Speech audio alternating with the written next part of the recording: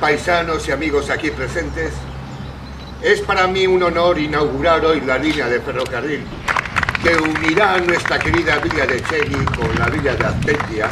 Que Dios nuestro Señor bendiga esta línea férrea para que sea unión entre los pueblos. In nomine Patri et Filii et Spiritus Sancti.